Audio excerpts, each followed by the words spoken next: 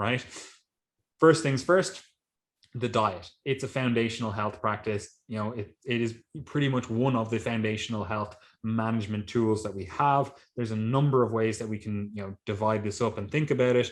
The first things first with all of this, like, we need to be eating a calorie appropriate diet, right? And I say calorie appropriate, and that's the term we often use because that's different for everyone. Some people are going to need to lose weight. Some people are going to need to gain weight. Some people are going to need to maintain weight. And I'm just using weight as a proxy because that tells us a few things in terms of where our calories are at. But ultimately, we want to be eating a calorie appropriate diet for our goals, for our health, etc. Right?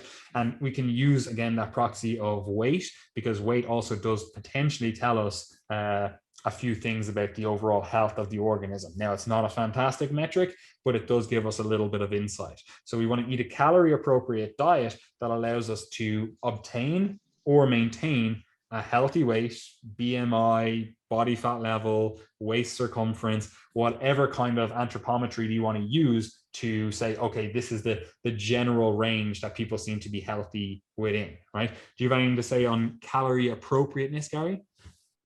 Yeah, I mean, as you said, we've discussed this in many, primary episodes, but there's very clearly calorie appropriateness as an important factor at every stage of life, because very early on in life, it's very clear that, let's say if you're malnourished, or if you're overnourished in the neonatal or infant period, that can have untoward effects later on in life.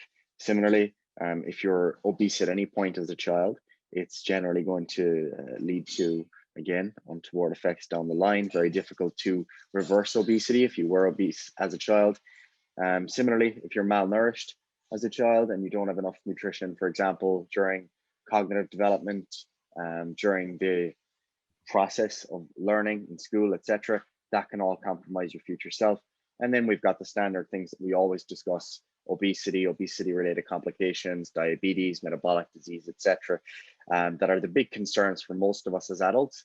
But later in life, you do also run into frailty, sarcopenia, etc., as being very significant concerns. So that's also something that needs to be considered within the calorie appropriate framework. Calories that are too low later in life, malnourishment, is generally something that is not protective of health.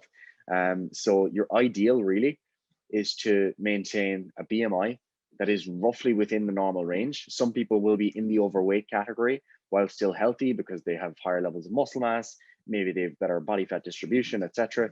But for the most part, calorie appropriateness is going to correlate with weight or weight trajectory over time. So if you're someone who has been, gaining body fat over a number of years and it's gone beyond the point of healthfulness at this point, obviously a calorie appropriate diet for you would be a deficit for at least a period of time, and vice versa if you're someone who's malnourished or very frail, weak, etc. 100%. And then on top of that, we want to have sufficient protein, sufficient fiber, sufficient essential fatty acids. And again, we've talked about this stuff before. Again, we won't labor the point, but then also we want to have a diet that, probably is having 10 to 15% or less of calories from saturated fat, because that seems to be protective, again, long term. And then obviously we want to have sufficient water intake and micronutrients, all that kind of stuff, right? Again, we're not going to labor the point on that. Most people listening to this, if you've listened to our previous episodes, our thoughts around what a good diet should look like, right?